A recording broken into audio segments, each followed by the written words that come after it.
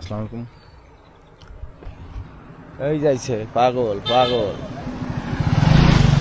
আস্তে আসেন ভাই আপনাদের সাথে দেখা করতে আসছি সেই অনেক দূর থেকে। ভালো আছেন ভাই? ভাই আছি আছি আছি ভালো ভাই আছি অনেক ভালো দূর আছি, থেকে ভালো। দেখা করতে আসছে, খবর পাইছি। ঠিক আছে, এই কারণে পরে? আসলাম। ভালো আছেন? হ্যাঁ দাদা, ইনশাআল্লাহ ঠিক আছে? ইনশাআল্লাহ। আপনাদের সাথে আপনি কেমন আছেন? আছি ভালোই। বক্কর সকল ভালো। লোক তুমি এটা আসো আসো আসো। আসসালামু আলাইকুম, কেমন আছেন সবাই? আশা করি ভালো আছেন। আজকে আমরা যাচ্ছিলাম বাইক আনার জন্য।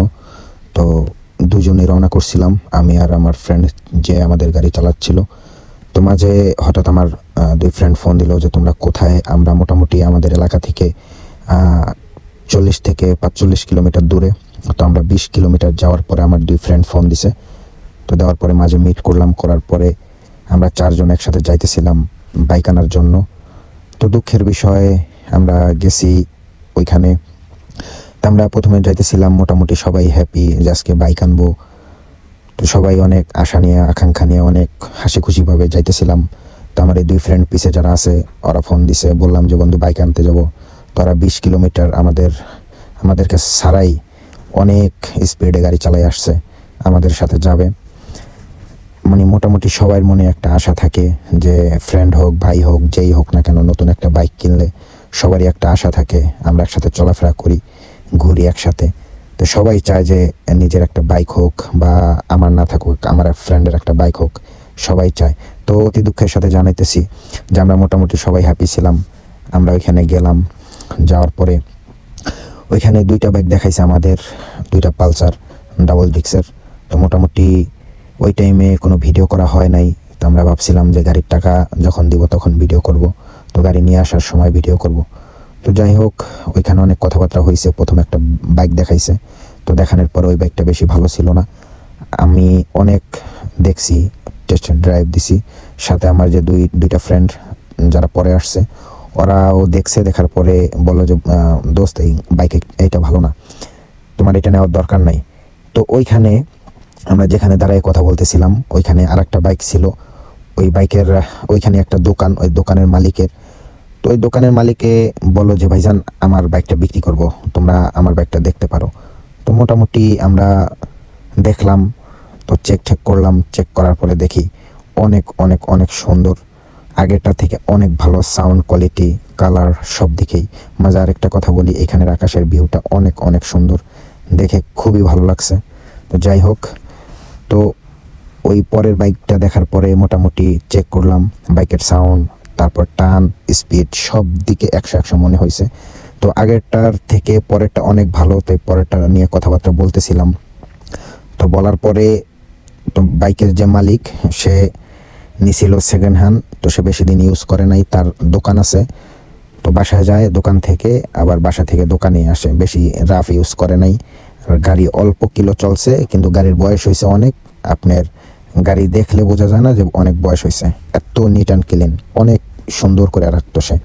তো তার সাথে কথাবার্তা হয়েছে। সে বলল যে ভাই আপনারা আসছেন, দেখেন সমস্যা নাই, বসেন, কথাবার্তা বলি, কম বেশি সেগুলো সমস্যা হবে না।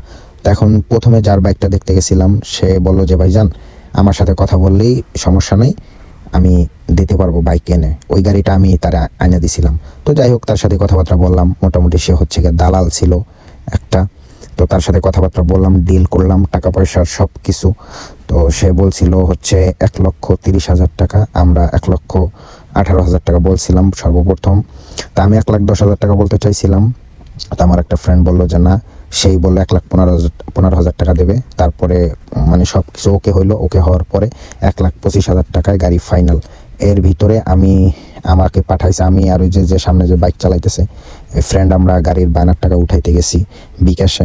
তো ভাবছি আজকে গাড়ি বায়না দিব 10,000 টাকা, বা উপরে যে ভাঙটি যে টাকাটা, এই টাকাটা বায়না দিব। বায়না দেওয়ার পরে আমরা যাব, তারপরের দিন এসে আমরা গাড়ি নিয়ে নিব, এইটা চিন্তা করছিলাম। তো বায়নার টাকা বিকাশ থেকে উঠানোর পরে আমরা যখনই সেই স্থানে যাওয়ার পরে পুরাই সিন পার্ট চেঞ্জ হয়ে গেছে। কি কারণে জানি না, উপর আল্লাহ পাক জানে। এখন যে বাইকের দালাল সে হচ্ছে আমি আর আমার ফ্রেন্ড যাওয়ার পরে ওই টাকা উঠানোর সময় হয়তো তার কোনো ক্ষেত্রে টাকা পয়সা কম পড়ছে বা ভালো মন্দ বা টাকা কম হয়ে গেছে বা বেশি লাভ হবে না, এইগুলো চিন্তা কইরা আমি টাকা নিয়ে আসার সাথে সাথে আমারে বলতেছে যে ভাই এখানে দাঁড়ানো যাবে না এক সেকেন্ডও, চলো আমরা অন্য কোথাও যাই। তো অন্য কোথাও যাব। তারপর আমরা যাইতে যাইতে মোটামুটি অনেক দূরে গেছি। যাওয়ার পরে এখন বলতেছে যে ভাই বাইকে একটা সমস্যা আছে, দেওয়া যাবে না, এটা সেটা হান তান, আপনি অন্য একটা নেন। এইগুলা অনেক কথাবার্তা। তারপর আমরা বাইকের মালিকের সাথে কথা বলি। বাইকের মালিক বলে যে ভাই আমি 1,20,000 টাকা হইলেই গাড়ি দিয়ে দেবো। হ্যাঁ, তো যাই হোক বাইকের মালিকের সাথে কথা বলছি। এখন আমরা বাইক আনি নাই, দেখবো পরে। তো সবাইকে একটা কথা বলি, সবাই দালাল থেকে সাবধান। যাই হোক, নিজে নিজে চেষ্টা করুন, দেখে শুনে বুঝে কাজ করুন। আমি মনে করি সব থেকে বেশি নিজের যেটা ভালো মনে হয় ঠিক সেটাই করা উচিত। আর সব থেকে বড় কিছু হচ্ছে গিয়া আপনি দালাল বা কোনো লোকজন ছাড়াই যদি কোনো কাজ করতে পারেন সব থেকে বেশি বেটার হবে। কারণটা হচ্ছে আপনি দালালের খপ্পরে পড়লে আপনার লাইফ শেষ। আজকে আমি যেভাবে হেনস্থা হয়েছি ওইখানে, বা ওইখানে যে একটা সিনপাটের ভিতরে পড়ছিলাম, আমি যদি টাকা পয়সা ওইখানে দিতাম, আমাকে নিয়ে যাচ্ছে হচ্ছে আপনার ওই মানে বাইকের মালিকের সাথে কথা না বলাই আমাকে নিয়ে যাচ্ছে অন্য জায়গায়। অন্য জায়গায় নিয়ে যাওয়ার পর আমি যদি ওইখানে টাকা দিতাম, টাকা দিলে আমার টাকাটাই মানে নষ্ট হয়ে যেত। যাই হোক, আমি মনে করি সবাই সাবধানে থাকবেন। যে কোনো জিনিস বাই করার আগে দেখে শুনে বুঝে কাজ করবেন, সব থেকে বেশি ভালো হবে। প্রতারিত হবেন না। যাই হোক, আমি আগে একটা বাইক এমন সেম প্রতারিত হয়েছি, টাকা পয়সা দিছি, লাস্টে কাগজ হয় না, এগুলো নিয়ে অনেক অনেক সমস্যার ভিতরে পড়ছি। এখন মনে মনে চিন্তা করতেছি যে আমি বাইক কিনবো নিউ, আমি আর সেকেন্ড হ্যান্ড বাইকের ভিতরে যাব না। যাই হোক, সবাই ভালো থাকবেন। খোদা হাফেজ, আল্লাহ হাফেজ, টেক কেয়ার, বাই বাই।